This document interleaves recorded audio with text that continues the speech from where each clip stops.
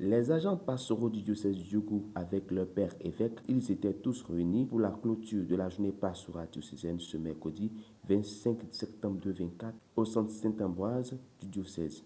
Tout a commencé par la prière et le mot d'ouverture de la plénière par son Excellence Monseigneur Bernard de Clairvaux. Je souhaite la bienvenue aux prêtres, religieux et religieuses chaque jour. Vous incarnez le Christ auprès de nos frères et sœurs, surtout les plus vulnérables, et vous témoignez de l'amour, de la compassion et de la miséricorde divine. Votre mission, votre travail précieux au cœur des communautés est essentiel pour l'épanouissement de notre Église famille de Djougou. Sachez que vous êtes accueillis à bras ouverts et que vous pouvez compter sur le soutien de l'ensemble de la communauté malgré nos différences. Oui, ensemble, en communion sincère avec l'évêque, nous formons une équipe au service de l'Évangile.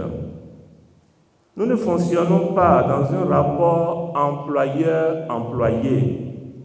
Nous sommes tous et toutes des intendants dans la seule et unique vigne du Seigneur, chacun à sa manière. Vous participez à ma triple mission d'enseignement, de sanctification du peuple de Dieu au moyen des sacrements et de gouvernement. Le thème de cette année pastorale, avec Marie et l'Église sur les chemins de l'espérance, est une invitation à nous engager dans un cheminement qui nous conduit vers l'avenir avec confiance et détermination. Marie, notre mère, est un modèle de foi, de courage et de persévérance.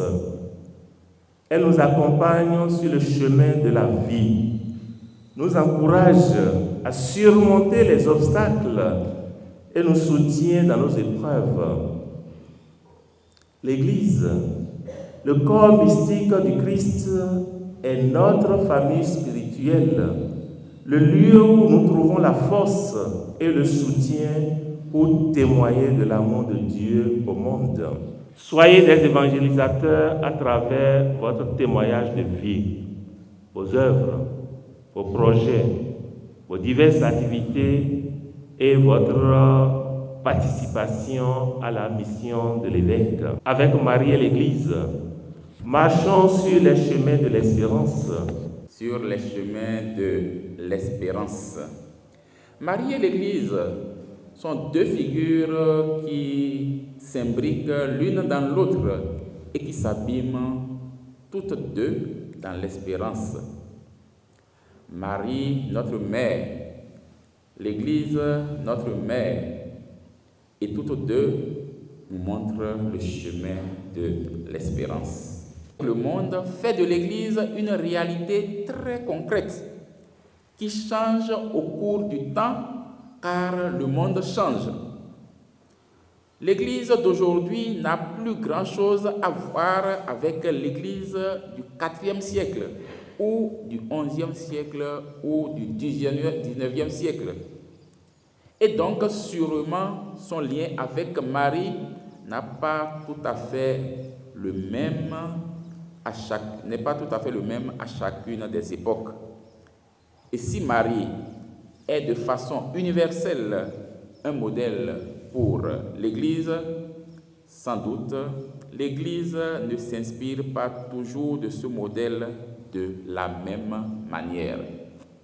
Donc, nous avons à regarder notre Église aujourd'hui à travers le filtre de notre temps. Sur les chemins de l'espérance, quel est le but que nous recherchons? L'espérance.